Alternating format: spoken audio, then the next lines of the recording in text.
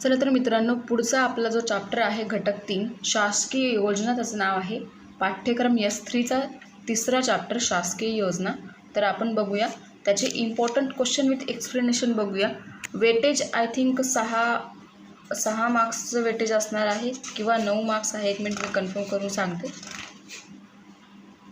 ठीक आहे, हो 6 मार्क्सचं वेटेज आहे. मग 6 मार्क्ससाठी मी एंडिंगला सांगणार आहे की कोणते क्वेश्चन इम्पॉर्टंट आहे ते. त्याच्या अगोदर आपण एक्सप्लेन बघूया. ठीक, तर बघूया त्यामध्ये काय काय दिलेलं आहे आपल्याला. शासकीय म्हणजे काय, प्रगत शैक्षणिक महाराष्ट्र काय आहे, शाळाबाह्य मूल्य काय आहे, त्याच्यासाठी कोणत्या कोणत्या उपाययोजना आणि शासकीय प्रयत्न केले असतात, सॅक कमिटी आहे, मिड डे मील आहे, CSR आहे, इत्यादी जे काय आहे ते आपण या व्हिडिओमध्ये किंवा या चॅप्टरमध्ये बघणार आहोत. तर प्रस्तावना काय सांगते की सर्वांसाठी शिक्षण, एज्युकेशन फॉर ऑल हे घोषवाक्य स्वीकारण्यात आले आहे. त्यानुसार सर्वांना शिक्षण, चांगले शिक्षण देणं हे मनुष्यबळ विकास मंत्रालयानं निश्चित केलेलं आहे. मग त्यातून काय आहे की 45 मध्ये म्हणजे संविधान कलम जो 45 आहे त्यामध्ये वर्ष 6 ते 14 वर्षाच्या वयोगटापर्यंत मोफत व सक्तीचं शिक्षण देणं हे RTE 2009 नुसार संमत केलेलं आहे आणि तो कायदा 1 एप्रिल 2010 पासून अंमलबजावणी त्याची करण्यात आलेली आहे. हे आपण खूप वेळेस बघितलेलं आहे. मग काय आहे, पहिला पॉईंट आहे, इम्पॉर्टंट आहे, प्रगत शैक्षणिक महाराष्ट्र म्हणजे काय की बालकांचं जे मोफत व शैक्षणिक काही सक्तीचं शिक्षण आहे 2009 हा कायदा जो आहे तो 2010 पासून देशभरात लागू झाला. मग या अधिनियमानुसार काय की वयानुरूप इयत्तेत प्रवेश, विद्यार्थ्यांना 1 वर्षापेक्षा अधिक काळ एका इयत्तेत न ठेवणं, सातत्यपूर्ण सर्वंकष मूल्यमापनाची तंत्र योग्य पद्धतीने कार्यवाही न होणं, इयत्ता 8वी पर्यंत कोणतीही परीक्षा पुढील वर्गात बढती देण्यासाठी न घेणं यासारख्या बदलामुळे शैक्षणिक गुणवत्तेवर अनिष्ट परिणाम होत आला. बरोबर. मग त्यामुळे काय झालं, विद्यार्थ्यांची वाचन, लेखन, संख्या ज्ञान किंवा संख्यावरील ज्या क्रिया आहे त्यांची जी क्षमता आहे ती कमी होत गेली. मग मूलभूत क्षमतांची परिपूर्ण तयारी झाल्यास ज्ञानग्रहण व आकलनाचा मार्ग सुलभ होतो. त्याकडे दुर्लक्ष झाल्यास शैक्षणिक गुणवत्ता विकासाचा पाया जो आहे तो कच्चा राहतो. मग त्यासाठी संपूर्ण राज्यात प्रत्येक विद्यार्थ्यांच्या पायाभूत संपादनाची जी नियमित पडताळणी आहे ती करून शैक्षणिक दर्जा उंचावण्यासाठी गरजाधिष्ठित कृती कार्यक्रमांची योजना करणं आवश्यक आहे. म्हणून त्यांनी हा जो काय आहे प्रगत शैक्षणिक महाराष्ट्र 6 दिनांक 22 जून 2015 रोजी तो कायदा जो आहे तो संमत केला. मग त्याचं उद्दिष्ट, संकल्पना, स्वरूप आणि तत्व काय आहे तर ते आपण बघूया. मग संकल्पना काय आहे की प्रगत शैक्षणिक महाराष्ट्र हा विद्यार्थ्यांची शालेय संपादनूक व गुणवत्ता वाढवण्याचे एक कृतीप्रधान कार्यक्रम आहे. मग प्राथमिक शिक्षण स्तरावर वय वर्ष 1 ते 14 वयोगटातील जे विद्यार्थी आहे, 1ली ते 8वी विद्यार्थी जे आहे त्यांच्यासाठी या कार्यक्रमाचं नियोजन केलं गेलं आहे. जो काय सक्तीचा मोफत कायदा आहे त्यानुसार ते कलम 2 ते कलम 3 नुसार प्रत्येक बालकाला गुणवत्तापूर्ण शिक्षणाचा अधिकार मिळाला पाहिजे हे या कायद्यात संमत केलेलं आहे. म्हणजे काय की वयानुसार इयत्तेत प्रवेश, विद्यार्थ्यास 1 वर्षापेक्षा अधिक काळ एका इयत्तेत न ठेवणं, इयत्ता 8वी पर्यंत पुढील वर्गात बढती न करणं इत्यादी जे काय नियम आहे किंवा जे काही विपरीत परिणाम त्यामुळे झालेला आहे त्यासाठी हा कायदा आहे तो संमत केलेला आहे. मग त्याचे उद्दिष्ट काय काय आहे, प्रत्येक विद्यार्थ्याला वयोगटानुसार अपेक्षित क्षमता प्राप्त करण्यास मदत करणं. म्हणजे काय की सपोज आता वयोगट लहान मुलं आहे, 1ली ते 4थी पर्यंतचे विद्यार्थी आहेत, त्यांच्यामध्ये ABCD जे आहे, 1-2 आहे, थोडंफार इंग्लिश वर्ड्स जे आहे ते बोलता येणं, वाचता येणं, लिहिता येणं ही जी काही कौशल्य आहे ती या वयात अपेक्षित आहे.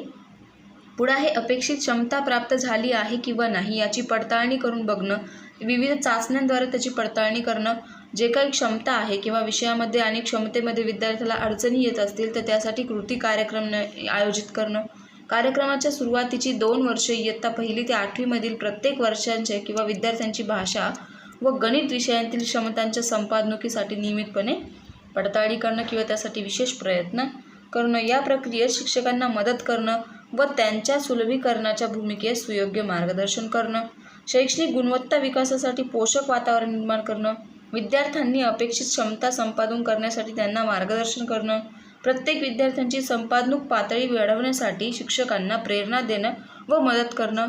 वरील जी उद्दिष्ट आहे ती साध्य करण्यासाठी शिक्षण व्यवस्थेतील प्रत्येक घटकाचे सबलीकरण करणं. म्हणजे हे जे काही उद्दिष्ट आहे ते आपल्याला साध्य करायचे असेल तर शिक्षणातील ज्या काही घटक आहे ते आपल्याला त्याचं सबलीकरण करणं म्हणजे त्याचं जे काय आहे ते पडताळून बघणं गरजेचं आहे. ठीक आहे. मग पुढे आहे त्याचं स्वरूप दिलेलं आहे. स्वरूप इम्पॉर्टंट नाही आहे, इम्पॉर्टंट आहे ती फक्त उद्दिष्टे आणि संकल्पना. तर अशा प्रकारे त्याची उद्दिष्ट आणि संकल्पना आहे. पुढचं आहे प्रगत शैक्षणिक महाराष्ट्र कार्यक्रम तत्वे.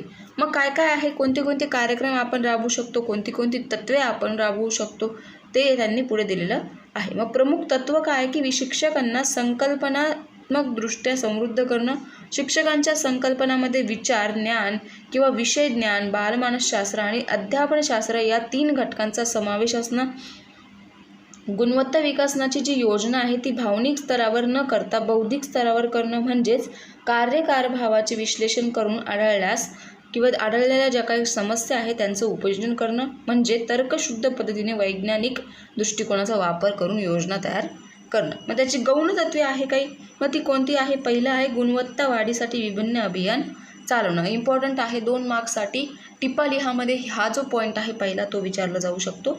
मग विद्यार्थ्यास एका इयत्तेमधील शिक्षण पूर्ण करण्यासाठी 1 वर्ष लागते, म्हणजे शालेय शिक्षण पूर्ण करण्यास 10 वर्षे लागतात. मग त्यासाठी शिक्षण क्षेत्रात गुणवत्तेचे जे अभियान आहे ते राबवलं जातं. मग अभियान काही ठराविक काळापर्यंत राबवल्यास यशस्वी होतं. तथापि शिक्षण ही एक निरंतर चालणारी प्रक्रिया आहे, त्यामुळं गुणवत्ता वाढीचे जे विभिन्न रूप आहे ते सातत्यपूर्ण सुरू असणं आवश्यक आहे. दीर्घकालीन उद्दिष्टांसाठी काही कार्यक्रम राबवणं, काही कालावधीसाठी असल्यास ते कार्यक्रम जे आहे ते राबवू नये, किंवा मग काही दीर्घकालीन कार्यक्रम असेल तर ते राबवण्यात हरकत नाही. म्हणजे काय की खूप लांबचे जे कार्यक्रम आहे, लांबपर्यंत चालणारे ते राबवले तर चालतील, परंतु जे छोटे कार्यक्रम असतात ते राबवणं चुकीचं आहे किंवा राबवू नये. अशा प्रकारे त्याचा गुणवत्ता वाढीसाठी विभिन्न अभियान आपण राबवले पाहिजे. पुढे आहे सरसकट प्रकल्प राबवणे. लेखन, वाचन, संख्या, क्रिया यांसारखे जे प्रकल्प आहे ते सरसकट सर्वांसाठी राबवू नये. म्हणजे काय की ज्या विद्यार्थ्यांना लेखन येते त्यांच्यासाठी परत लेखनाचा प्रकल्प राबवू नये, किंवा ज्यांची हँडरायटिंग चांगली आहे त्यांच्यासाठी श्रुत लेखन राबवू नये. कशासाठी राबवावं की जे लोकांना लेखन येत नाही, वाचन येत नाही, त्यांच्यासाठी फक्त ही प्रकल्पाची क्रिया जी आहे ती राबवणं गरजेचं आहे. म्हणजे या कौशल्यामधील विद्यार्थ्यांच्या संपादनोप पातळीची पडताळणी करून घेणं गरजेचं आहे. ज्या विद्यार्थ्यांना त्याची आवश्यकता आहे अशांचा गट करून त्यांच्यासाठी ते जे काही प्रकल्प आहे ते राबवावे लागतात. पुढे आहे शिक्षकांनी अधिक वेळ द्यावा. मग शिक्षकांना बालमानसशास्त्र, अध्यापनशास्त्र आणि विषयज्ञान असेल तरच वेळेचा जास्त उपयोग मुलांना होईल, अन्यथा नाही. परंतु वरील 3 बाबींची जाण असलेल्या शिक्षकांना विद्यार्थ्यांना शिकवण्यासाठी जास्त वेळ देणं गरजेचं आहे असं सांगण्याची वेळ येणार नाही. म्हणजे ज्या विद्यार्थ्यांना गरज आहे शिक्षणाची त्या विद्यार्थ्यांना शिक्षकांनी जास्त टाईम दिला पाहिजे. सपोज एखादा विद्यार्थी आहे ज्याला लेखन येत नाही आहे, वाचन येत नाही आहे, काहीच येत नाही आहे, तर त्या विद्यार्थ्यांना थोडा जास्त वेळ देऊन शिकवलं गेलं पाहिजे. वरिष्ठ अधिकाऱ्यांनी शाळांच्या भेटी वाढवाव्यात. जे काही वरिष्ठ अधिकारी आहे म्हणजे बालमानसशास्त्र, अध्यापनशास्त्र, विषयज्ञान आणि मानसशास्त्र असलेले जे काही ज्ञान आहे त्या ज्ञानाचं उपयोजन क्षमतेवर भर देण्यासाठी भेटीचे फायदे आणि तोटे अवलंबून घेणं गरजेचं आहे. त्यासाठी मुख्य भेट जी असते ती अधिकारी सक्षम असायला हवेत. पुढे आहे अधिक मूल्यमापन केल्यास मुले अधिक शिकतात. मूल्यमापन मुलांना शिकण्यासाठी मदत करणारे असावे. मूल्यमापनात आढळलेले जे काही गुण आहे ते गुणदोष त्यांना सांगावेत व दोष सुधारण्यासाठी अधिकचे मार्गदर्शन करणं सुद्धा गरजेचं आहे. पुढे आहे प्रगत शैक्षणिक महाराष्ट्र कार्यक्रमाची कार्यपद्धती. मग काय आहे की दिनांक 22 जून 2015च्या शासन निर्णयानुसार प्रगत शैक्षणिक महाराष्ट्र जे आहे 2015-16 पासून राज्यात राबवलं गेलं. मग त्यानुसार जे काही व्यवस्थापन आहे, सर्व माध्यमाच्या मान्यताप्राप्त शाळा आहे इयत्ता 1ली ते 8वी त्यांना प्रथम भाषा व गणित विषयांच्या शैक्षणिक प्रगतीसाठी चाचणींचं आयोजनसुद्धा करण्यात आलं. काय होतं, प्रथम भाषा म्हणजे आपली जी लँग्वेज आहे ती न शिकता आपण इंग्लिश भाषा शिकलो तर आपली लँग्वेज आपल्याला कधीच समजणार नाही. आणि दुसरं इम्पॉर्टंट म्हणजे गणितीय ज्ञान नसलं तर आपण व्यवहार करू शकत नाही. तर त्यामुळं त्या दोन जे काही विषय आहेत त्यांच्यावर चाचणी घेणं, त्याच्यावर कार्यपद्धती त्यांनी राबवल्या. मग कोणत्या कोणत्या कार्यपद्धती राबवल्या तर त्या त्यांनी पुढे दिलेल्या आहेत, तर आपण बघूया. पहिली आहे शाळेत दाखल झालेले प्रत्येक विद्यार्थ्याने वयोगटानुसार अपेक्षित शैक्षणिक क्षमता संपादन केली आहे की नाही याची पडताळणी करून बघा. म्हणजे काय होतं की बघा, आता सपोज एखादा विद्यार्थी 5वीला गेला आहे आणि त्याला फक्त 2 किंवा 3चाच पाढा येतोय, पुढचे जे काय पाढे आहे ते त्याला येत नाही आहे. 5वीला गेलेल्या विद्यार्थ्याला जवळपास 10पर्यंत सगळेच पाढे येणं अपेक्षित आहे. मग त्यांची जी काय त्यांची क्षमता आहे ती पडताळ करून बघणं गरजेचं आहे. दुसरं आहे सुरुवातीची 2 वर्ष प्रथम भाषा व गणित या 2 विषयांच्या चाचण्या घेणं गरजेचं आहे. म्हणजे काय की प्रथम आपली लँग्वेज आणि नंतर काय की व्यवहारासाठी गणित जे आहे त्यांच्यावर पहिली 2 वर्ष चाचणी घेणं गरजेचं आहे. पुढे आहे प्रगत शैक्षणिक महाराष्ट्र कार्यक्रमांतर्गत सर्व व्यवस्थापनाच्या सर्व माध्यमांच्या मान्यताप्राप्त शाळांच्या इयत्ता 1ली ते 8वीच्या सर्व विद्यार्थ्यांसाठी जे काही वर्षभर 3 चाचण्या घेणं गरजेचं आहे आणि त्यांची अंमलबजावणी करणंसुद्धा गरजेचं आहे. त्यातून काय होईल, सातत्यपूर्ण सर्वंकष मूल्यमापनाचे जे काही संकलित मूल्यमापन आहे ते 2 स्वतंत्र चाचण्या घेऊन त्याच्या परीक्षा ज्या आहेत त्या घेतल्या जातील. पुढे आहे या व्यतिरिक्त त्रयस्थ संस्थेच्या सहभागाने प्रथम सत्राअखेरीस 1 व द्वितीय सत्राअखेरीस 1 अशी 2 चाचण्या निवड करणं. आपल्याला असायचं बघा 10वी-12वीपर्यंत आपली प्रथम सत्र 1 आणि दुसरी सत्र 2 अशा प्रकारच्या 2 चाचण्या करणं गरजेचं आहे. दुसरं आहे पायाभूत चाचणी संकलित मूल्यमापनाच्या 2 सत्रांत परीक्षा व त्रयस्थ संस्थेच्या सहभागाने घेतलेल्या जाणाऱ्या ज्या काही चाचण्या आहेत त्याचे आराखडे आयोजन व अंमलबजावणी करणं गरजेचं आहे. ती कोणाकडून केली गेली पाहिजे, पुणे यांच्या मार्फत किंवा विद्या प्राधिकरण आहे त्यांच्या मार्फत ती अंमलबजावणी केली जाईल. पुढे आहे सातत्यपूर्ण सर्वंकष मूल्यमापनातील म्हणजे CCE संकलित मूल्यमापनाचे जे इतर विषय आहेत त्याच्यावर आकरित मूल्यमापन आणि संकलित मूल्यमापन यांची कार्यवाही करणं गरजेचं आहे. पुढे आहे चाचण्यांचे स्वरूप जे आहे ते बाल शिक्षण हक्क कायद्यातून नमूद केले असायला हवे. म्हणजे बालकांच्या चाइल्ड सेंटर जे आहे ते शिक्षण जे आहे ते असायला हवं. चाचण्यांचं स्वरूप जे आहे ते चाइल्ड सेंटर असायला हवं. पुढे त्यांनी दिलेलं आहे परीक्षांचे वेळोवेळी बदलते स्वरूप इम्पॉर्टंट नाही आहे. त्याच्यामध्ये त्यांनी 3 प्रकार जे आहेत 3 टाईप जे आहे ते पाडलेले आहे. 4 टाईप आहे. पहिला आहे पायाभूत चाचणी. त्याच्यामध्ये जी काय आहे 1ली ते 2री विद्यार्थ्यांसाठी जी चाचणी आहे ते अंमलण्यात येते. शाळा किंवा मग केंद्र तालुका स्तरावर या चाचणीचा उपयोग करता येतो. दुसरं आहे संकलित मूल्यमापन. 1ली सत्रांत परीक्षा असते त्यामध्ये. आणि तिसरं आहे संकलित मूल्यमापन 2री सत्रांत परीक्षा. संकलित मूल्यमापन 1 मध्ये 1ली सामायिक परीक्षा किंवा सत्रांत परीक्षा, दुसऱ्यामध्ये 2री परीक्षा. आणि चौथा आहे ते त्रयस्थ संस्थेच्या सहभागाने घ्यावयाच्या यादृच्छिक चाचण्या. म्हणजे काय विद्या प्राधिकरण आहे त्यांच्यानुसार घेणाऱ्या ज्या काही चाचण्या आहे त्या चाचण्या. नंतर आहे गुणवत्तापूर्ण शिक्षणासाठी प्रयत्न. इम्पॉर्टंट आहे, विचारलं जाऊ शकतं 4 मार्क्ससाठी. मग काय आहे की इयत्ता 1ली ते 8वीच्या विद्यार्थ्यांना 100% शैक्षणिक दर्जा लाभणं गरजेचं आहे. त्यासाठी आपण जे काही प्रगत शैक्षणिक महाराष्ट्र कायदा जो आहे 2015 ते 16 पासून लागू केला. मग त्यासाठी त्यांनी काही प्रयत्न केले. मग ते कोणते प्रयत्न केले ते आपण बघूया. पहिला आहे शिक्षक स्नेही प्रशासकीय वातावरण निर्माण करणं. म्हणजे काय की विद्यार्थ्यांना शिक्षकाबद्दल आदर, प्रेम, स्नेह लाभला पाहिजे असं वातावरण निर्माण करणं. दुसरं आहे मुलांनी आत्मसात केलेले जे काही गणित आणि प्रथम भाषेतील अध्ययन आहे त्या क्षमतांचं मूल्यमापन वर्षातून 3 वेळा करून संगणक प्रणालीद्वारे त्यांचं विश्लेषण करणं. अध्ययन क्षमतांतील उणिवा परस्परांशी जोडून कमी करणं. अपेक्षित अध्ययन क्षमतांसाठी कालमर्यादित कार्यक्रम निश्चित करणं. 40% कमी क्षमता संपादित असलेले जे काही विद्यार्थी आहेत त्यांच्यासाठी गुणवत्ता वाढविण्यासाठी नियोजन करणं. म्हणजे काय की ज्या विद्यार्थ्यांना कमी मार्क्स पडले आहेत त्यांच्यासाठी एक्स्ट्रा क्लासेस लावणं. पुढे आहे मूल्यमापन आणि गुणवत्ता संवर्धनासाठी रचनात्मक कार्यपद्धती कार्यान्वित करणं. शिक्षकांसाठी गरजाभिमुख प्रशिक्षण देणं. शिक्षकांमध्ये स्वयंअध्ययनाची जी प्रेरणा आहे ती निर्माण करणं. तांत्रिक क्षमता आहे त्यांचा विकास करणं. प्रयोगशाळा पथदर्शक शाळा ज्या आहे आश्रमदात्या शाळा आहे त्यांना प्रोत्साहन देणं. उल्लेखनीय कार्य आणि करणाऱ्या ज्या शाळा आहे पर्यवेक्षक शिक्षक यांना प्रोत्साहन देणं. ज्या काही साईट्स आहे नेटवर्किंग साईट्स व्हॉट्सॲप आहे, फेसबुक, ट्विटर इत्यादींवर शिक्षक, प्रशासकीय यंत्रणा, शिक्षणतज्ज्ञ, शिक्षणप्रेमी यांचा गट तयार करून त्यांचा जो काही व्यापक स्नेहबंध जो आहे तो निर्माण करणं.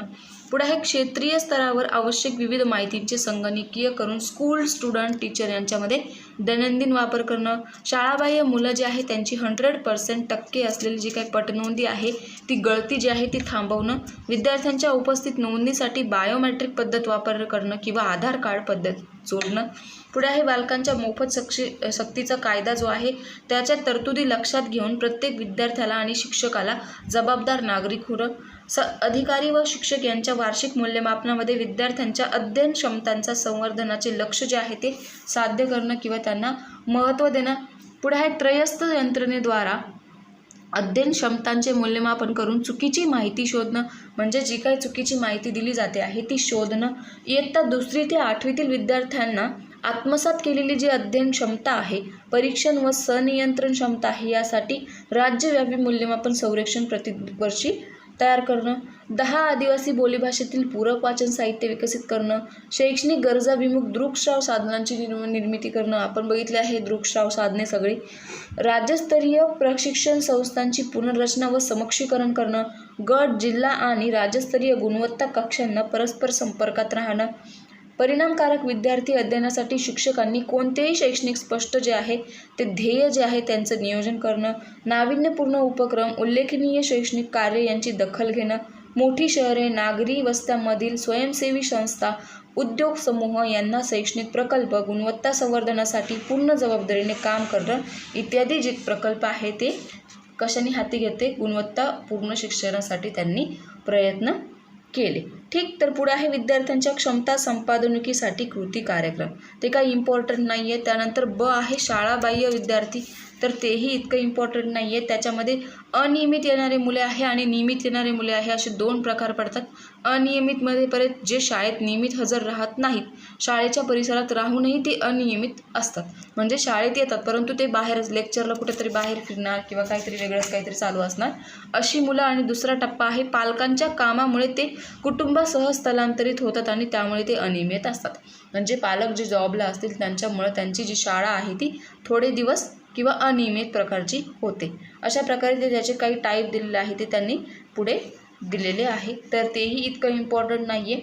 5वा पॉईंट आहे शाळाबाह्य मुलांना प्रवाहात आणण्यासाठी चालू असलेल्या उपाययोजना व शासकीय प्रयत्न. शाळाबाह्य मुले जे आहे त्याच्यामध्ये जे मागच्या पेजवर होतं ते इतकं इम्पॉर्टंट नाही आहे, परंतु हे जे आहे शाळाबाह्य मुलांसाठी चालू असणाऱ्या ज्या उपाययोजना आहेत त्यांचा जो शासकीय प्रयत्न आहे तो इम्पॉर्टंट आहे. 4 किंवा 3 मार्क्ससाठी विचारला जाऊ शकतो. तर काय आहे तो बघूया. मग त्यातलं पहिलं आहे शाळाबाह्य मुलांच्या संदर्भात अलीकडच्या काळात आंतरराष्ट्रीय, राष्ट्रीय आणि राज्यांतर्गत चर्चा सुरू असून शाळाबाह्य मुलांना शिक्षण प्रवाहात आणण्यासाठी प्रयत्न सुरू केले आहे. मग त्यामुळे अशा मुलांना नियमित शाळेत दाखल करून त्यांना टिकवून शिकवता येईल. दुसरा आहे प्रगत शैक्षणिक महाराष्ट्रात जे कार्यक्रम अंमलबजावणी करत आहे ते प्रभावपणे होत असल्यामुळं शाळाबाह्य मुलांना शिकवण्याची सोय काय झालेली आहे. शाळाबाह्य मुले शून्यावर आणण्यासाठी गुणवत्तापूर्ण शिक्षक हा सर्वात परिणामकारक मार्ग आहे. चौथा आहे त्यासाठी जे काही साहित्य लागणार आहे शिक्षकांसाठी ते प्रशिक्षित करणं गरजेचं आहे. शिक्षकांच्या सेवापूर्ण आणि सेवांतर्गत प्रशिक्षणात शासनाने जे काही बदल आहे ते सुचवलेले आहे. त्यासाठी जे काही बदल आहे ते RTE 2009च्या कायद्यानुसार किंवा आपण जो काही कायदा बघितला प्रगत शैक्षणिक महाराष्ट्राचं त्यानुसार त्यांनी ते बदल सुचवलेले आहे. नंतर आहे या बालकांसाठी किंवा मग शिक्षकांच्या सेवापुरतं आणि सेवांतर्गत प्रशिक्षणात शासनाने काही बदल केले आहे. मग या बालकांसाठी कोणत्या अध्ययन पद्धती वापरल्या गेल्या पाहिजे, कोणते तंत्रे वापरले गेले पाहिजे त्यांचं सुद्धा नियोजन शिक्षकांनी देण्यात यावं. पुढे आहे शाळाबाह्य मुलांना शिक्षण देण्यासाठी प्रशिक्षण काळात ज्ञान, अभिवृत्ती व कौशल्य विकसित करण्यावर भर दिला जात आहे. म्हणजे जे काही तुम्ही शिक्षक मुलांना शिकवत आहात त्याच्याबरोबर त्यांच्यामध्ये जे असलेले सर्जनशील विकास आहे, कौशल्य आहे, त्यांची अभिवृत्ती, आवड निवड आहे त्यांच्यावर सुद्धा भर दिलं जाणं गरजेचं आहे. पुढे आहे शाळाबाह्य मुलांना शिक्षण प्रवाहात आणण्यासाठी आणि टिकवून ठेवण्यासाठी त्या परिसरातील शिक्षणशास्त्र महाविद्यालयांची मदत घेण्यात येत आहे. आश्रमशाळा, वसतिगृह, सेतुशाळा, हमी केंद्र या माध्यमांतून वाड्या वस्त्यांपर्यंत शाळा पोहोचल्या असल्यामुळं शाळाबाह्य मुलांना समजावून किंवा सामावून घेत येणं शक्य झालेलं आहे. म्हणजे आजकाल काय झालं की गावोगावी सगळ्या प्रकारच्या शाळा ज्या आहेत त्या पोहोचल्या आहेत, त्यामुळं शाळाबाह्य असणारी मुलं आहेत त्यांना समजावून घेणं किंवा शाळेत सामावून घेणं हे शक्य झालेलं आहे. पुढे आहे शाळाबाह्य मुलांना शिक्षणाच्या प्रवाहात आणण्यासाठी व त्यांना त्यांच्या सोयीनुसार शिकवता यावे किंवा शिकता यावे म्हणून पिरंगुट पुणे येथील वसंतदादा पाटील वास्तुकला महाविद्यालयातील विद्यार्थ्यांनी मोबाईल फिरती शाळा विकसन केली आहे. मग ही मोबाईल फिरती शाळा काय आहे तर बांबू आणि इतर टाकाऊ वस्तूंपासून मोबाईल शाळा मॉडेल बनवले आहे. मग साधारणपणे 12 बाय 12 फूट या मापाची ती खोली असते. मग या खोलीच्या प्रत्येक भिंतीवर धड्यावर आधारित पोस्टर जे असते ते चिटकवलेले येतात. मग तसेच या खोलीची जी बांधणी आहे ती अशा प्रकारे केली जाते की दुसरी कोणतीही खोली या खोलीला सहजपणे जोडता येईल. शाळाबाह्य मुले ज्या भागात राहतात त्या भागात ही फिरती शाळा सहजपणे नेता येईल. तसेच मुलांच्या सोयीनुसार त्यांना शाळेत येता येईल. हे मोबाईल शाळेचे वैशिष्ट्य आहे. मग शाळाबाह्य मुलांच्या दारात मोबाईल शाळेची सोय ही आजकाल केली गेलेली आहे. तर इथे त्यांनी त्याची डायग्राम पण दिलेली आहे. पुढे आहे सर्व शिक्षा अभियान SSA. तर त्याची पार्श्वभूमी आपण बघितलेली आहे की कलम 45 नुसार 6 ते 14 वयोगटातील जे बालकं आहेत त्यांना मोफत व सक्तीचं शिक्षण मिळावं हे कायद्याने तरतूद केलेलं आहे. 2009चा जो कायदा आहे त्यानुसार ते संमत झालेलं आहे सर्व शिक्षा अभियान. तर ते आपण खूप वेळेस बघितलं आहे. पुढे वळूया. सर्व शिक्षा अभियान त्याची ध्येय आणि उद्दिष्ट काय आहे ती. तर शासन निर्णय क्रमांक PRE 2000 ते 2740 प्रशी दिनांक 18 जानेवारी 2002 नुसार काही ध्येय त्याची ठरवलेली आहे आणि काही उद्दिष्टसुद्धा ठरवली आहे. मग त्यामध्ये काही उपक्रम आणि घटकसुद्धा त्यांनी दिलेले आहे. तर ध्येय काय आहे की सर्व शिक्षा अभियान कार्यक्रमाद्वारे सन 2010 पर्यंत 6 ते 14 वयोगटातील सर्व मुलांना उपयुक्त आणि दर्जेदार प्राथमिक शिक्षणाची सुविधा जी आहे ती पुरवणं गरजेचं आहे. दुसरं आहे समाजाच्या वस्तीच्या किंवा स्थानिक लोकांच्या शालेय व्यवस्थापनातील सक्रिय सहभागामुळे सामाजिक, प्रादेशिक आणि लिंगविषयक भेदभाव कमी करणं गरजेचं आहे. त्याची उद्दिष्ट काय आहे की सन 2003 पर्यंत सर्व मुले मुली शाळा, शिक्षण हमी केंद्र, पर्यायी शिक्षण केंद्र अथवा शाळेत दाखल करणं. दुसरं आहे 2007 पर्यंत सर्व मुलींचे 5 वर्षाचे प्राथमिक शिक्षण जे आहे ते पूर्ण करणं गरजेचं आहे. तिसरं आहे 10 वर्षापर्यंत सर्व मुलींचे 8 वर्षाचे शालेय शिक्षण पूर्ण करणं. समाधानकारक दर्जेदार प्राथमिक शिक्षणावर आणि जीवनोपयोगी शिक्षणावर त्यांनी भर दिलेला आहे. मग सन 2007 पर्यंत जे काय प्राथमिक शिक्षणातील त्रुटी आहे त्या दूर करून सामाजिक तसेच लिंगभेद दूर करणं हे 2010 पर्यंत जे काय उच्च प्राथमिक शिक्षण आहे त्याचं ध्येय आहे, उद्दिष्ट आहे. 2010 पर्यंत 100% उपस्थितीचे उद्दिष्ट जे साध्य झालं पाहिजे. मग विद्यार्थी जे काही शाळाबाह्य विद्यार्थी आहे, नियमित येणारे आणि अनियमित येणारे विद्यार्थी आहे त्यांना 100% उपस्थिती जी आहे ती राबवली गेली पाहिजे. अशा प्रकारे 2010चा जो कायदा आहे त्यामध्ये संमत केलेला आहे. मग त्यासाठी काही उपक्रम आणि घटक त्यांनी राबवलेले आहे. मग कोणते कोणते उपक्रम त्यांनी राबवलेले आहे. वरील दीर्घ कालावधीचे जे ध्येय आहेत ते तात्कालीन उद्दिष्ट साध्य करण्यासाठी खालील उपक्रम आणि घटक त्यांनी शासनाने जे निश्चित केलेलं आहे. त्यातलं पहिलं आहे शिक्षकांची नियुक्ती. दुसरं शाळा, पर्यायी शाळांची सुविधा. शाळा किंवा मग शाळेव्यतिरिक्त तुमची जी काही पर्यायी शाळा असेल, इयत्ता 1ली ते 4थी पर्यंत प्राथमिक शाळा म्हणा किंवा मग आश्रमशाळा किंवा बाकीच्या कोणत्याही शाळा असेल ती पर्यायी शाळा असणं गरजेचं आहे. उच्च प्राथमिक शाळा असणं गरजेचं आहे. वर्गखोल्यांचे जे बांधकाम आहे ते पक्कं असायला हवं. मोफत पाठ्यपुस्तके विद्यार्थ्यांना दिली गेली पाहिजे. नागरी बांधकाम असायला हवं.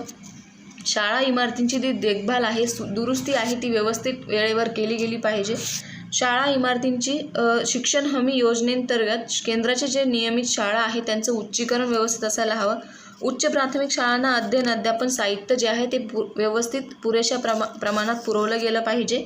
शाळा अनुदान, शिक्षक अनुदान, शिक्षक प्रशिक्षण, राज्य शैक्षणिक व्यवस्थापन, प्रशासन व प्रशिक्षण संस्थेची स्थापना, समुदायातील नेतृत्व प्रशिक्षण, लीडरशिप जी आहे ती यामध्ये राबवली गेली पाहिजे. अपंग मुलांच्या शिक्षणाची सोय त्यामध्ये केली पाहिजे. ब्रेल लिपी म्हणा किंवा मग ज्या काही त्यांना सोयी असायला हव्या त्या या शाळांमध्ये असणं गरजेचं आहे. संशोधन, मूल्यमापन, पर्यवेक्षण आणि संनियंत्रण इत्यादी गोष्टी शाळेमध्ये उपक्रम त्याचा राबवला गेला पाहिजे. व्यवस्थापनाचा जो काही खर्च होईल तो शासनाने दिला पाहिजे. मुलींच्या शिक्षणासाठी नवोपक्रम, बालशिक्षण, संगोपन आणि अनुसूचित जाती जमातीतील समुदायातील मुलांसाठी विशेष उपक्रम जे आहे ते राबवले गेले पाहिजे. जे काय वंचित समाज आहे, जे काय अनुसूचित जाती आहे त्यांच्यासाठी समुदायातले ते उपक्रम असतात ते राबवणं गरजेचं आहे. उच्च प्राथमिक वर्गातील मुलांना संगणक प्रशिक्षण देणं गरजेचं आहे. तालुका साधन केंद्र आणि गट साधन केंद्र अशा 2 साधन केंद्रांमधून त्यांना शिक्षण देणं गरजेचं आहे. शाळाबाह्य मुलांचे शिक्षण, सूक्ष्म नियोजनासाठी पूर्वतयारी, प्रत्येक घराचे सर्वेक्षण, अभ्यास, शालेय उपक्रम, कार्यालयीन साधने इत्यादी गोष्टींची शासनाने माहिती पुरवली पाहिजे किंवा उपक्रम घेतला पाहिजे, राबवला पाहिजे. पुढे आहे 3 पढे भारत बडे भारत कार्यक्रम जो आहे तो त्यांनी सर्व शिक्षा अभियानाने सर्वप्रथम ही जो काय कार्यक्रम आहे तो राबवला आहे. मग त्याचे काय कार्यक्रमात काय आहे त्यांची योजना कशी केली ते त्यांनी पुढे दिलेलं आहे. तर सावित्रीबाई फुले शिष्यवृत्ती योजना आहे, किंवा ग्रामीण मुलींसाठी अहिल्याबाई होळकर मोफत प्रवास योजना आहे, पुस्तकी पेढी योजना आहे, गणवेश व लेखन साहित्य वाटप आहे, शालेय पोषण आहार योजना आहे, इत्यादी ज्या काही योजना आहे, बेटी बचाओ बेटी पढाओ, लेख वाचवा लेख शिकवा असा संदेश त्या शासनाच्या काही विविध योजनांनी किंवा राज्य शासनाने दिलेला आहे. तर ते इतकं इम्पॉर्टंट नाही आहे. चौथा पॉईंट आहे सद्यस्थिती. सद्यस्थिती म्हणजे काय की जी काही स्थिती आहे ती नाकारता येत नाही. मग जी स्थिती आहे त्या स्थितीमध्ये गुणवत्ता कशी वाढवता येईल विद्यार्थ्यांची, संख्यात्मक वाढीचे जो परिणाम आहे तो गुणवत्तेवर होत असतो. त्यामुळं त्यांची जी काय गुणात्मक वाढ आहे ते त्यांच्यामध्ये कशा प्रकारे अंमलण्यात येतील ती योजना किंवा मग ती जी परिस्थिती आहे ती निर्माण करणं म्हणजे सद्यस्थिती त्यांनी दिलेली आहे. तर त्याची पुढे आहे ड मध्यान्ह भोजन योजना, मिड डे मील योजनेची पार्श्वभूमी दिली आहे, योजनेचं स्वरूप दिलेलं आहे, त्याची अंमलबजावणी कशी करणार, समितीची कामे काय काय आहे, स्नेहभोजन उपक्रम, व्याप्ती, उद्दिष्ट सगळं जे आहे ते इम्पॉर्टंट आहे. तर ते आपण बघूया. मग शालेय पोषण आहार या नावाने ही योजना इयत्ता 1 ते 5वी मुलांच्या 1995 ते 96 पासून सुरू करण्यात आली. मग मध्यान्ह भोजन योजना या नावाने इयत्ता 1 ते 8वी मधील विद्यार्थ्यांसाठी जी आहे ती योजना इथे सुरू करण्यात आली. मग त्याची पार्श्वभूमी काय काय आहे की प्राथमिक शिक्षणाचे सार्वत्रिकरण करण्याच्या दृष्टीने प्राथमिक शाळांतील विद्यार्थ्यांच्या पटनोंदणीचे उपस्थितीचे प्रमाण वाढवण्यासाठी स्थानिक स्वराज्य संस्थेमार्फत चालवण्यात येत असलेले जे काही प्राथमिक शाळा आहे तसेच अनुदानित खाजगी प्राथमिक शाळा आहे त्यांच्यासाठी इयत्ता 1 ते 5वी मुलांना केंद्र शासनाने शालेय पोषण आहार योजना टप्प्याटप्प्याने 3 वर्षाच्या कालावधीत लागू करण्याचा निर्णय घेतला. मग 1995 ते 96 या वर्षी ही योजना काय आहे 25 जिल्ह्यामध्ये राबवण्यात आली. पुढील काही गटांमध्ये 171 गटातील ग्रामीण भागात ती योजना वापरण्यात आली. मग नंतर हळूहळू 100 गटांत सदर योजना जी आहे ती सुरू होत गेली आणि अशा प्रकारे 1999 ते 2000 मध्ये डिसेंबर 1999 पासून या योजनेचा जो काही समावेश आहे तो मुंबईमध्ये सुद्धा या योजनेचा समावेश करण्यात आला. मग त्याचं स्वरूप काय आहे, राज्यामध्ये मध्यान्ह भोजन योजना इयत्ता 1 ते 8वीच्या विद्यार्थ्यांसाठी राबविण्यात येत आहे. मग या योजनेसाठी केंद्र शासनाकडून इयत्ता 1 ते 5वीच्या विद्यार्थ्यांसाठी प्रतिवर्षी विद्यार्थी 100 ग्रॅम आणि इयत्ता 6वी ते विद्यार्थ्यांसाठी प्रति विद्यार्थी 150 ग्रॅम तांदूळ पुरवण्यात यावा. त्याप्रमाणे विद्यार्थ्यांना आहाराचा जो पुरवठा आहे तो करण्यात यावा. मग त्यांनी विद्यार्थी आहाराचे प्रमाण आणि आहाराचा जो काही खर्च आहे तो प्रति विद्यार्थी म्हणजे एका दिवसाला एक विद्यार्थ्यांचा जो काही खर्च आहे आहाराचं प्रमाण आहे ते किती असायला हवं ते त्यांनी त्या चार्टमध्ये दिलेलं आहे. 1 मार्क्ससाठी याचे क्वेश्चन आहे, रिकाम्या जागामध्ये विचारलं जाऊ शकतो. तर निम्न प्राथमिक इयत्ता 1 ते 5वीसाठी 450 हा कॅलरीज किंवा उष्मांक असलं पाहिजे आणि 12 ग्रॅम प्रथिने प्रोटीन्स त्यामध्ये असलं पाहिजे शालेय जो काय आहार आहे त्यामध्ये. आणि प्रत्येक विद्यार्थ्याला प्रतिदिन 4.13 किंवा मग प्रत्येक विद्यार्थ्यांच्या मानाने विचार केला तर 4.13 रुपये खर्च येतो. उच्च प्राथमिक इयत्ता 6वी ते 8वीसाठी 700 कॅलरीज असायला हवे आणि 20 ग्रॅम प्रथिने असायला हवे. 6.18 त्याचा खर्च आहे.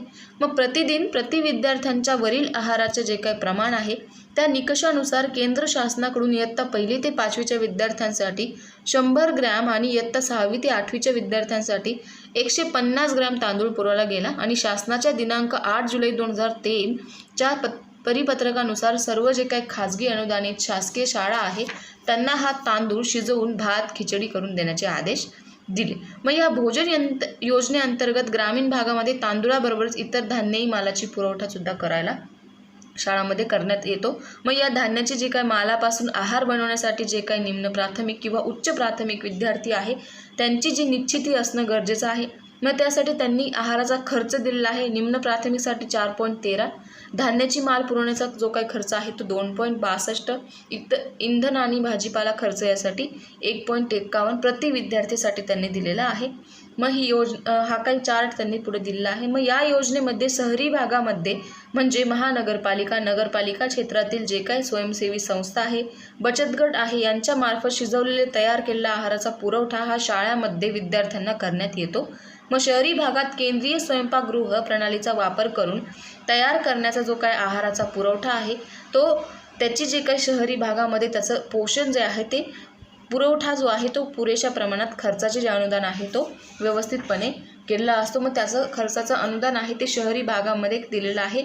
तर कसं आहे की निम्न प्राथमिकसाठी 4.13 आणि 4.13 अशा प्रकारचा खर्च आहे आणि उच्चमध्ये 6.18 असा आहे. मग त्याचा उपक्रम आहे तो कसा प्रकारे राबवण्यात आला, तर ते स्नेहभोजन उपक्रम हा पॉईंट आहे. नेक्स्ट इम्पॉर्टंट आहे, विचारला गेलेला आहे मागच्या वेळेस.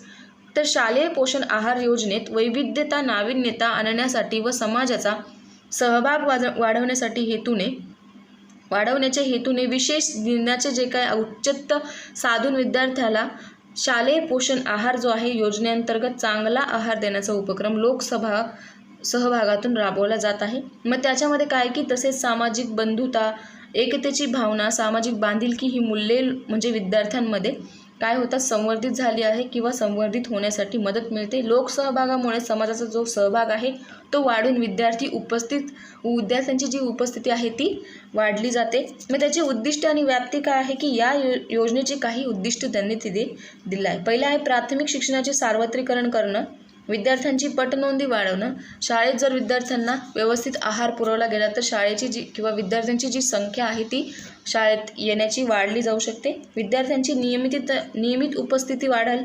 खेडेगावातील, आदिवासी भागातील, शहरी, ग्रामीण, झोपडपट्टीतील आणि आर्थिक दुर्बल असलेले जे काही मुले आहेत, मुलांचे कुपोषण थांबवून, गळती स्थगित होईल. मुलांना शाळेविषयी आस्था निर्माण होईल. विद्यार्थी भूकबळी नष्ट होईल. मुलांच्या जेवणाची जी सांड असते ती थांबेल. मुलांना नियमित आहार देता येईल. स्नेहभोजन उपक्रमातून लोक सहभाग मिळवणे शक्य होईल. अशा प्रकारे त्यांची उद्दिष्टे आणि व्याप्ती आहे. पुढे आहे शालेय स्तरावर अंमलबजावणी समितीची कामे, विविध रजिस्टर व नोंदणी. मग काय काय आहे, प्रत्येक शाळेच्या मुख्याध्यापकांनी शाळेतील मुलांच्या उपस्थितीचा दरम्यान माहिती करून किंवा माहिती तयार करणं गरजेचं आहे. ही माहिती पुढील 5 महिन्यांच्या किंवा महिन्याची जी 5 तारीख आहे त्या तारखेपर्यंत संबंधित गट जो आहे तो शिक्षक अधिकाऱ्यांना त्यांची सादर करणं गरजेचं आहे. मग जो गट विकास अधिकाऱ्यांनी संपूर्ण विकास गटाची जी माहिती आहे ती एकत्रित करून ती तहसीलदारांना तसेच जिल्ह्याच्या शिक्षण अधिकाऱ्यांना 10 तारखेपर्यंत सादर करावी. मग गट शिक्षण अधिकाऱ्यांनी तालुका स्तरावरील समितीची बैठक घेऊन धान्य वाटपाबाबत मान्यता द्यावी व प्रत्येक शाळेला 15 तारखेपर्यंतचे जे काही धान्य वाटप करणं गरजेचं आहे. वरील जी काही माहिती आहे त्यांच्या आधारे निम्न प्राथमिकसाठी प्रति विद्यार्थी 3 किलो व उच्च प्राथमिकसाठी प्रति विद्यार्थी 4.5 किलो दर महिन्याचा जो काही कोटा आहे तो तहसीलदारांना मंजूर करावा. तहसीलदारांनी मंजूर केलेला जो काही धान्याचा कोटा आहे तो शाळेला देणं गरजेचं आहे. धान्य शिजवून विद्यार्थ्यांना पोषण आहार दिल्याचा अहवाल शिक्षण अधिकारी, प्राथमिक किंवा मग यांच्याकडून शिक्षण संचालकाकडे सादर केला जावा. मग जे काही मध्यान्ह भोजन योजना आहे त्याची अंमलबजावणीत काही कामे असतात आणि काही जबाबदाऱ्या असतात. तर त्या कोणत्या? मग कामाचं स्वरूप काय आहे, विद्यार्थ्यांची उपस्थितीची अहवाल सादर करणं. जे काही विद्यार्थी आहे मध्यान्ह भोजन योजनेमध्ये किती विद्यार्थी सहभाग झाले त्यांचा जो काही सहभाग आहे त्याचा अहवाल सादर करणं. मुख्याध्यापक आणि शिक्षकांची जबाबदारी ही आहे. पुढे आहे धान्याचे प्रत्यक्ष वाटप करणं. ही जबाबदारी मुख्याध्यापक, शिक्षक व ग्रामशिक्षक यांची असते. वाटप केलेले जे धान्य आहे त्याचा अहवाल शासनास सादर करणं. धान्य मंजूर करणे व शाळेपर्यंत वेळेवर पोहोचवणं. गोडाऊनमधून शाळेपर्यंत धान्याची वाहतूक करणं हा तहसीलदार, अन्न व नागरी पुरवठा विभाग यांच्याकडे ही जबाबदारी असते. तर अशा प्रकारे त्यांची जबाबदारी आणि कामाचे स्वरूप जे आहे ते त्यांनी पुढे दिलेलं आहे. मग नंतर त्यांनी त्याची जे काही संनियंत्रण समित्या आहेत मग त्याच्यामध्ये राज्यस्तर, जिल्हास्तर, तालुका स्तर अशा जे विविध स्तर आहेत त्यांच्यामार्फत ही अंमलबजावणी, या योजनेची अंमलबजावणीची देखरेख आहे ती करता येते. मग नंतर आहे विविध रजिस्टर आणि नोंदणी. जे काही शालेय पोषण आहार आहे त्यांच्या ज्या काही नोंदणी आहे, कोणत्या प्रकारचे धान्य किंवा कोणत्या प्रकारचे किती तांदूळ पोहोचला गेला या सगळ्या नोंदी तिथे असायला हव्या. तर पुढे आहे योजनेच्या अंमलबजावणीतील अडचणी व उपाययोजना. मग काय आहे त्या, तर ते आपण बघूया. मध्यान्ह भोजन योजनेची अंमलबजावणी शासनाच्या निकषाप्रमाणे व निर्धारित कार्यपद्धतीने शाळांमधून केली जात आहे. मग शासनाची जे काही अंमलबजावणी आहे ती कार्यपद्धती संबंधित अधिकाऱ्यांची कामे आणि जबाबदारी त्यांनी निश्चित केली आहे. तरीसुद्धा काही शाळांमधून खालील अडचणी जाणवत असतात. मग त्या कोणत्या आहेत ते आपण बघूया. मग पहिली आहे धान्य साठवणूक व्यवस्था. मग शाळेमध्ये व्यवस्था केली जाते व एखाद्या शिक्षकावर जबाबदारी सोपवली जाते. शिक्षक धान्य साठवणुकीसाठी जागेची व्यवस्था करतात.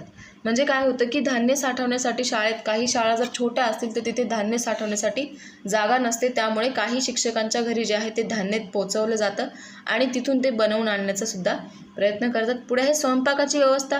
मग मोठ्या शहरामधून तयार केलेला जो काय आहार आहे तो पुरवणाऱ्या यंत्रणांची मदत घेतली जाते. तथापि लहान शाळांमध्ये ही अडचण आहे, त्यासाठी शाळा जी आहे शेड उभारून व्यवस्था करणं गरजेचं आहे किंवा मोसमाप्रमाणे याबाबत त्यांना बदल करावे लागतात. मग सर्व विद्यार्थ्यांना एकाच वेळी भोजन. मग लहान शाळांमध्ये जागोअभावी सर्व विद्यार्थ्यांना एकाच वेळी भोजन देता येत नाही. जागेचं जे काय आहे जागा कमी असल्यामुळे विद्यार्थ्यांना भोजन आहे ते 2 टप्प्यांमध्ये वाटण करावं लागतं. त्यांचे जे काही गट आहे ते गट करून शाळा भोजन व्यवस्था करते. पुढे आहे पिण्याच्या पाण्याची व्यवस्था. काही शाळांमध्ये पिण्याच्या पाण्याच्या टाक्या पुरेशा मोठ्या नसतात, त्यामुळे पिण्याच्या पाण्याचा जो साठा आहे तो सर्व विद्यार्थ्यांना पुरत नाही, म्हणून विद्यार्थी घरून पिण्याच्या पाण्याची बॉटल घेऊन येतात. पुढे आहे भोजनानंतरची स्वच्छता. व विद्यार्थ्यांच्या भोजनानंतरच्या स्वच्छतेसाठी शाळेला पुरेसे मनुष्यबळ उपलब्ध करून देता येत नाही. मग विद्यार्थी आणि शिक्षकांच्या मदतीने स्वच्छता केली जाते. म्हणजे जे काही आपण जेवलो आहे, जे काही खरकटं आपण सांडवलं आहे ते स्वतः विद्यार्थ्यांनी व्यवस्थित त्याची स्वच्छता करून घेणं ही अंमलबजावणी किंवा ही भोजनानंतरची स्वच्छता तिथे राबवण्यात येते. तर पुढे आहे उद्योगांचे सामाजिक उत्तरदायित्व. CSR लॉंग फॉर्म आहे कॉर्पोरेट सोशल रिस्पॉन्सिबिलिटी. इम्पॉर्टंट नाही आहे, लॉंग फॉर्म विचारलं जाऊ शकतं 1 मार्क्ससाठी. तर त्याची गरज आणि महत्त्व जे आहे ते इम्पॉर्टंट आहे. तर ते काय काय आहे तर आपण बघूया. पहिला आहे राज्यातील शालेय शिक्षणात उद्योगांच्या सामाजिक उत्तरदायित्वाच्या उपक्रमास उत्तेजन देऊन त्यांचे सुलभीकरण करणं, समन्वय साधणं आणि देखरेख करणं हे CSRचं प्रमुख धोरण आहे. मग त्याची अंमलबजावणी करण्यासाठी त्यांनी काही उद्दिष्ट दिलेले आहे, गरज आणि महत्त्व दिले आहे. तर ते काय काय आहे तर ते आपण बघूया. पहिलं आहे विद्यार्थ्यांमध्ये उद्योगासंबंधी स्वयंप्रेरणा निर्माण करणं. म्हणजे विद्यार्थ्यांमध्ये उद्योगांविषयी आवड निर्माण करणं, जे काय स्वयंप्रेरणा असते ती निर्माण करणं. विद्यार्थ्यांना उद्योग जगातील ज्ञान देणं. उद्योग इंडस्ट्रियल एरिया असेल किंवा मग जो काही उद्योग क्षेत्र असतील वेगवेगळे त्यांच्याबद्दल विद्यार्थ्यांना ज्ञान देणं. व्यावसायिक क्षेत्रांबद्दल ज्ञान देणं. विद्यार्थ्यांमधील नाविन्य व कल्पनाशक्तीचा विकास करणं. तर प्रत्येक विद्यार्थ्यामध्ये काहीतरी नवीन करण्याची जी असते जिद्द असते, मग त्यानुसार विद्यार्थ्यांची जी काही आवड निवड आहे, नाविन्य असतं किंवा कल्पनाशक्ती जी असते त्यानुसार त्यांना त्यांच्या शक्तींचा विकास करणं. विद्यार्थ्यांमध्ये उद्योगांबाबत सातत्य चिकटीचा विकास करणं. उद्योगांबाबत विद्यार्थ्यांची बौद्धिक, मानसिक व भावनिक तयारी करून घेणं. उद्योगांसंबंधी विद्यार्थ्यांमध्ये सकारात्मक दृष्टिकोन निर्माण करणं. उद्योगांसंबंधी मार्केटिंग व तंत्र विद्यार्थ्यांमध्ये विकसित करणं. मग अशा इत्यादी प्रकारच्या ज्या काही भौतिक व शैक्षणिक सुविधा आहेत ते शाळांनी पुरवणं गरजेचं आहे. मग शालेय परिसर नीटनेटका, स्वच्छ आणि आकर्षक करण्यास त्याच्यासाठी मदत होते. मग शिक्षक व शालेय व्यवस्थापनाची जी क्षमता आहे ती वृद्धिंगत करते. मग शिक्षकांची जी गुणवत्ता आहे ती वाढवण्यासाठी काही उपक्रम त्यांनी आयोजन केलेला आहे. मग त्यासाठी काय होतं की विविध हेतू विद्यार्थी, शिक्षक, शाळा व व्यवस्थापनासाठी या CSRची धोरणं जी आहे ती विकसित केलेली आहे. मग ते कोणते कोणते उपक्रम आहे? CSR अंतर्गत उपक्रम व प्रकल्पांची विभागणी 3 गटांमध्ये केलेली असते. तर ते जे काही 3 गट आहे त्यांच्यामध्ये समाविष्ट केलेले उपक्रम व प्रकल्पांची यादी त्यांनी खाली दिली आहे. कोणता आहे? पहिला गट आहे शाळा सुविधा व शाळा विकास. मग स्वच्छतागृह, पिण्याच्या पाण्याची सुविधा, शाळांचे कंपाऊंड, वर्गामधील विद्युत जोडणीची देखभाल, क्रीडांगण इत्यादी सुविधाविषयक त्याद्वारे त्यांना शाळेचा जो काय आहे विकास होणं किंवा प्रकल्प राबवणं गरजेचं आहे. मग त्यासाठी कोणत्या कोणत्या गोष्टी असेल? संगणक प्रयोगशाळांची निर्मिती व माहिती तंत्रज्ञानाची सुविधा असायला गरजेचं आहे. विज्ञान, गणित व भाषा प्रयोगशाळांची निर्मिती करणं. Interactive projectors, VCRs, digital contents त्यामध्ये असायला हवा. व्यावसायिक प्रशिक्षण सुविधा निर्मिती करणं. ग्रामीण आणि लांबच्या शाळांना दत्तक घेणं. दुसरा गट आहे विद्यार्थी विकास. बुद्धिवंत विद्यार्थ्यांच्या प्रगतीसाठी विशेष कार्यक्रम आयोजित करणं. अध्ययन क्षमता कमी असणारे जे विद्यार्थी आहेत त्यांना उपचारात्मक कार्यक्रम त्यांच्यासाठी राबवणं. शालेय विद्यार्थ्यांसाठी आरोग्यविषयक जाणीव व आरोग्य शिबिरं निर्माण करणं. निम्न संपादनोक विद्यार्थ्यांसाठी प्रेरणात्मक कार्यक्रम निर्माण करणं. भारतातील किंवा परदेशातील ज्या काही शैक्षणिक संस्था आहेत त्यांना भेटी देणं. विशेष गरजा असणारे जे विद्यार्थी आहेत त्यांच्यासाठी उपकरणे व साधने पुरवणं. गट 3 आहे शिक्षक, शालेय व्यवस्थापन व राज्यस्तरीय संस्थांची क्षमता वृद्धी. मग यामध्ये काय आहे? SCERT जी आहे त्यामध्ये महाराष्ट्र विद्या प्राधिकरण हे सर्व संपन्न करणं.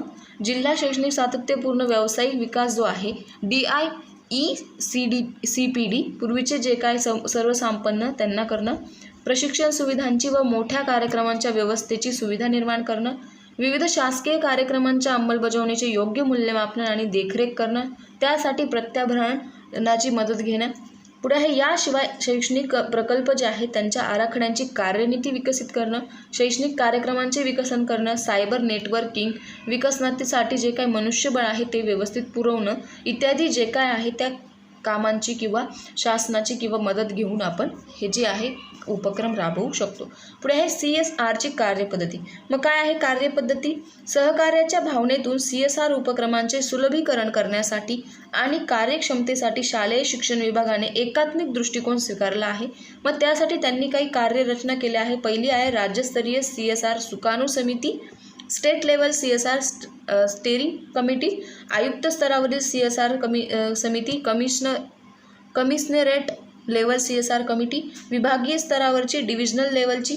ठीक, मग पहिली बघूया राज्यस्तरीय सुकाणू समिती. तर त्याच्या जबाबदारी आणि रचना कशी आहे तर ते आपण बघूया. मग शालेय शिक्षण विभागाकडून ही समिती नियुक्त केली जाते.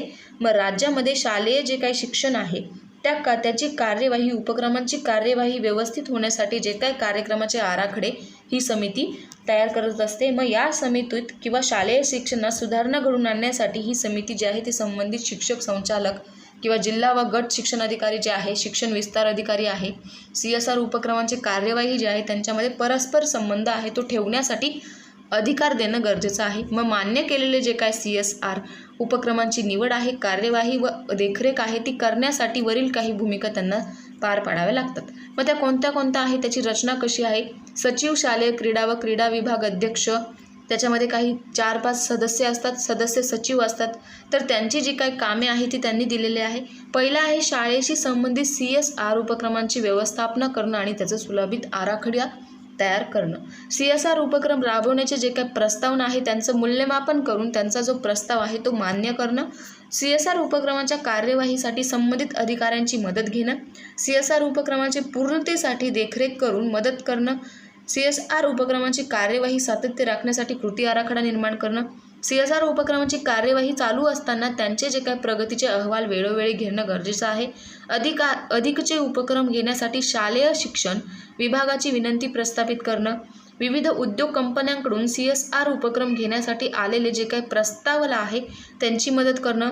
CSR उपक्रमांसाठी अनुदान देण्याची योजना किंवा तरतूद करणं. अनुदान दिलेले जे काही उपक्रम आहे ते वेळोवेळी प्रगती त्याचा अहवाल घेणं गरजेचं आहे. CSR उपक्रमांसाठी आवश्यक सुविधा व मदतीचे स्वरूप शाळांच्या माहितीसाठी प्रकाशित करणं. CSR उपक्रम आणि सामाजिक गरजांसंबंधी माहिती पुरवणं. शालेय शिक्षण विभागाच्या अधिकाऱ्यांकडून निवडण्यात आलेले जे काही उपक्रम आहे गरजांनुसार त्यांचं नियोजन आणि अडचणी कमी करण्यास मदत करणं. राज्याबरोबर उत्तम रीतीने राबवलेले जे काही CSR उपक्रम आहेत त्यांच्यामध्ये व्यवस्थितपणे सहभागी होणं. अशा प्रकारे उपक्रम त्यांनी राबवलेले आहे आणि त्यांच्या जबाबदाऱ्या आहे. पुढे आहे आयुक्त स्तरावरील CSR समिती. मग यामध्ये हे काही सदस्य आहे, अध्यक्ष आहे आणि सदस्य सचिवसुद्धा असतात. त्यांचे काय समितीचे मग त्या समितीचे कामे कशा प्रकारे आहे तर ते बघू. जिल्हा स्तरावरील गरजांची पडताळणी करणं किंवा CSR उपक्रमामधून त्यांच्या स्तरांची गरजांची पूर्तता करणं किंवा राज्य स्तराकडे समितीकडे ते पाठवणं ही पहिली जबाबदारी आहे, पहिलं काम आहे. जिल्हा समित्यांच्या कालबाध्य योजना ज्या असतात त्यांच्या त्या योजना आहेत त्या मान्य करणं आणि त्याची देखरेख करणं. सर्व विभाग जे असतात CSR उपक्रम कार्यान्वित करू इच्छिणाऱ्या विविध उद्योग समूहांची माहिती पडताळणे किंवा राज्यस्तरीय समितीला कळवणं. CSR उपक्रमांच्या कार्यवाहीची देखरेख करून त्याबाबतची माहिती नियमितपणे राज्य सुकाणू समितीला पुरवणं. उद्योगांमार्फत किंवा जिल्हा समित्यांकडून शाळांमधून घेतल्या जाणारे जे काही प्रास्ताविक आहे त्यांची जे काही उपक्रम आहे त्यांना संमती देणं. अशा प्रकारची कामं कोणाची आहे? आयुक्त स्तरावरची आहे. पुढे आहे जिल्हा स्तरावरची कामं. मग त्यामध्येही त्यांची काही कामे पुढे दिलेली आहे. मग ती कोणती आहे? जिल्ह्यातील शाळांच्या CSR उपक्रमांच्या गरजांची माहिती प्रकाशित करणं, आयुक्त स्तरीय व सुकाणू समितीकडे त्यांना मांडणी करणं किंवा त्यांची मान्यता करणं. मान्यता झालेले जे काही उपक्रम आहेत त्यांची कार्यवाहीसाठी कालबद्ध योजना नियोजन तयार करणं. जे उद्योग किंवा जे CSR कडून उपक्रम घेऊ इच्छितात त्यांची माहिती पडताळणं आणि आयुक्त स्तरीय समितीला सादर करणं.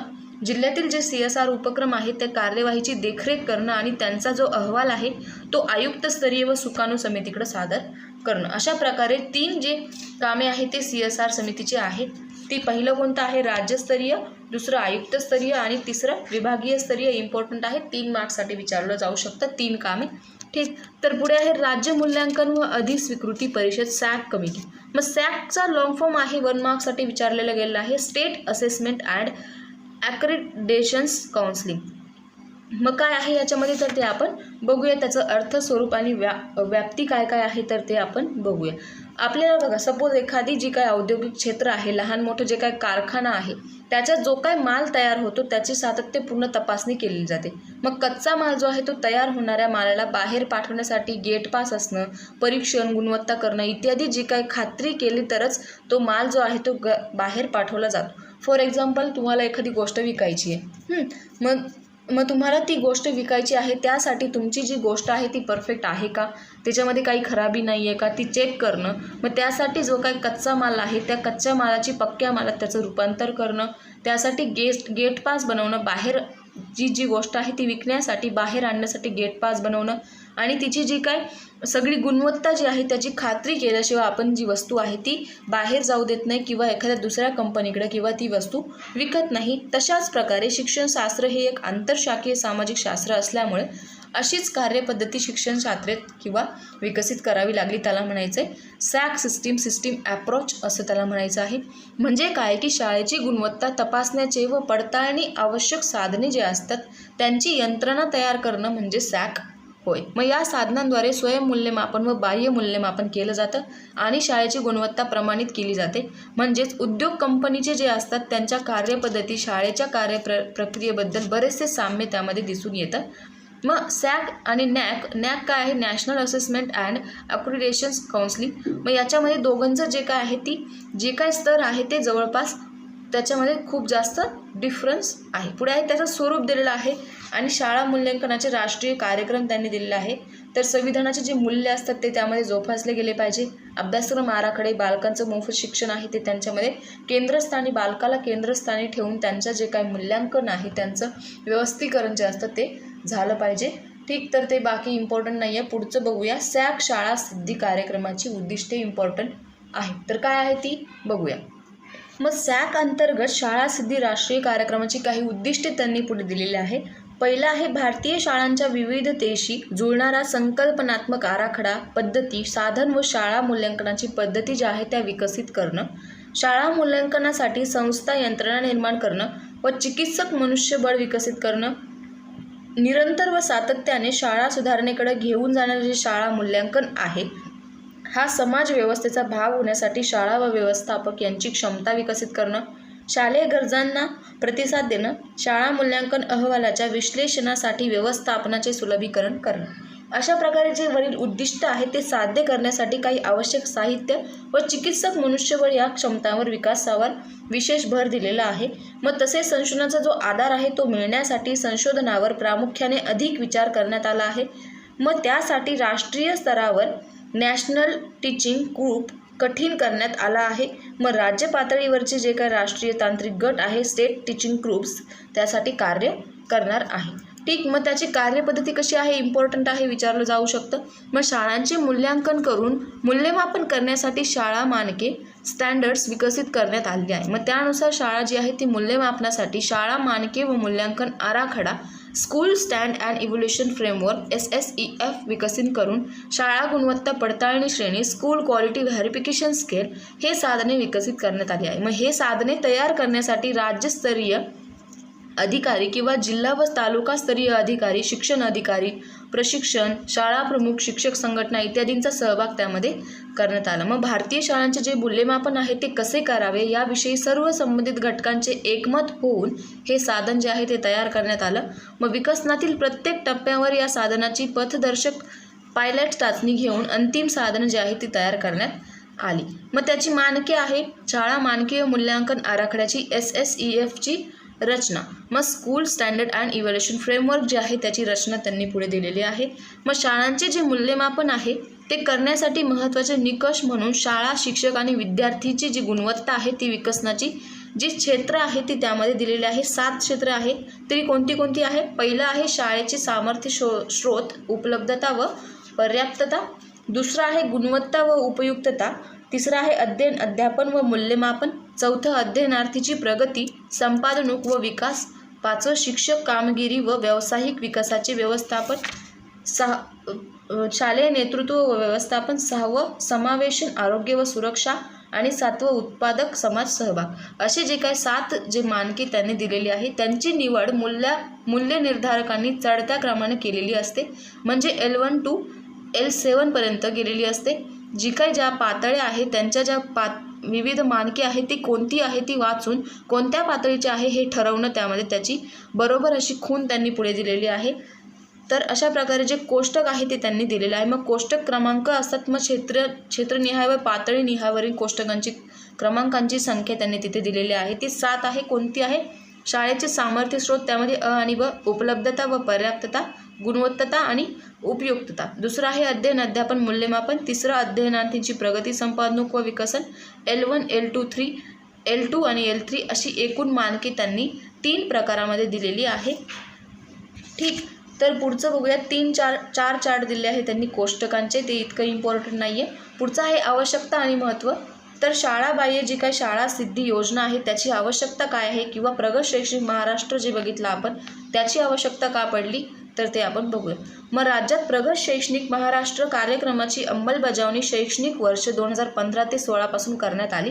केवळ विद्यार्थी अध्ययन निष्पत्तीचा विचार न करता शिक्षण प्रक्रियेचा देखील पाठपुरवठा केला जात आहे. मग शिक्षणातील ज्या काही भौतिक सुविधा आहेत त्यांची आवश्यकता त्यामध्ये असणं गरजेचं आहे. तसेच केवळ भौतिक सुविधा असून शाळेचे कार्य जे आहे ते परिणामकारक होत नाही. फक्त शाळेची इमारत जी आहे ती खूप छान बांधली आहे, ब्लॅकबोर्ड खूप छान घेतलेला आहे, किंवा मग बेंचेस एकदम व्यवस्थित कन्स्ट्रक्ट केलेलं आहे, जे काय आहे त्या भौतिक सुविधा आहे त्या असणं गरजेचं नाही. परंतु तुमच्या शाळेमध्ये विद्यार्थी संख्या किती आहे, तुमच्या शाळेची गुणवत्ता वाढीसाठी जे काही विद्यार्थी संख्या आहे त्यांचा इम्पॅक्ट कसा पडतो ते त्याच्यामध्ये गरजेचं आहे. मग त्यासाठी शाळा कार्याची सर्वसमावेशक पडताळणी करणं आणि मूल्यमापन करणं सुद्धा गरजेचं आहे. मग त्यामध्ये प्राथमिक शिक्षण स्तरासाठी NCERT कडून विद्या प्राधिकरण, समृद्ध शाळा व माध्यमिक स्तरावर SSC बोर्डकडून शाळांची प्रतवारी कार्यक्रम राबवले जातात. मग या कार्यक्रमामधून शाळांची जी गुणवत्ता आहे ती तपासून आवश्यकतेनुसार शाळांना गुणवत्ता वाढ व गुणवत्ता संवर्धनाचे मार्गदर्शन केले जाते. आणि प्रणाली उपागमाच्या शिक्षणशास्त्रातील उपयोजनेतून गुणवत्ता शाळेचे जे विद्यार्थी आहे गुणवत्ताधारक असतात हे वर आकृतीमध्ये स्पष्ट केलेलं आपण बघितले. मग हे सातत्य टिकून राहण्यासाठी शाळेची जी गुणवत्ता आहे ती सातत्याने तपासण्याची आवश्यकता असते. मग त्यामुळे शैक्षणिक गुणवत्ता असते ती टिकून राहते व विद्यार्थ्यांचा सर्वांगीण विकास जो आहे तो शाळा व्यवस्थितपणे करू शकते. मग केंद्र शासनाची शाळा सिद्धी जो कार्यक्रम आहे त्याची अंमलबजावणी शाळांची जी गुणवत्ता आहे ती तपासण्याची व पडताळणी करण्याची कार्यवाही पुढील प्रमाणे होते. मग कालांतराने जे योजनेचं स्वरूप आहे राज्य स्तरावर सॅक यंत्रणा करू शकते आणि सॅकमुळे सातत्याने शाळा गुणवत्ता तपासणीचे कार्यक्रम जे आहे ते सुरू ठेवता येतात. मग त्यामुळे राज्यातील जे शैक्षणिक विकास आहे विद्यार्थ्यांचा उद्दिष्ट नुवर्ती सर्वांगीण विकास आहे तो घडून येण्यासाठी आणि शिक्षणाकडून माणूस घडवण्याचे जे ध्येय आहे उद्दिष्ट आहे ते साध्य केलं जातं. ही महत्त्वाची भूमिका कोण पार पाडतं तर सॅक कमिटी जी आहे ती पार पडते. यासाठी लोकसहभाग व उद्योगांचे CSR उपक्रमसुद्धा विशेष महत्त्वाचे ठरतात. तर अशा प्रकारे सॅक कमिटीचे महत्त्व आणि आवश्यकता होती. तर ठीक, अशा प्रकारे आपला हा सेकंड चॅप्टर जो आहे तो इथे थर्ड चॅप्टर आपला संपलेला आहे. शासकीय योजना. तर 6 मार्क्सचं वेटेज आहे. 1 मार्क्ससाठी रिकामी जागा विचारले जाऊ शकते. चूक की बरोबर एका वाक्यात उत्तरले यापैकी एखादं 1 मार्क्ससाठी विचारलं जाऊ शकतं. मोठ्या क्वेश्चनसाठी विचारलं जाऊ शकतं. सॅटची गरज आणि महत्त्व स्पष्ट करा, किंवा मग CSRच्या ज्या अंतर्गत राबवलेले जे काही उपक्रम आहे ते स्पष्ट करायला विचारलं जाऊ शकतं. शाळाबाह्य मुलांची व्याख्या आणि प्रकार स्पष्ट करा. मध्यान्ह भोजन योजनेचं स्वरूप स्पष्ट करा. इम्पॉर्टंट क्वेश्चन एवढेच वाटतं आत्ता तरी. ठीक, तर अशा प्रकारे आपला 3रा चॅप्टर संपलेला आहे. पुढचा जो चॅप्टर आहे त्याचं नाव आहे नवीन विचार प्रवाह. आपण पुढच्या व्हिडिओमध्ये बघूया. तर चॅनलला लाईक करा, शेअर करा आणि सबस्क्राईब करायला विसरू नका. भेटूया परत पुढच्या व्हिडिओमध्ये. Bye bye, take care.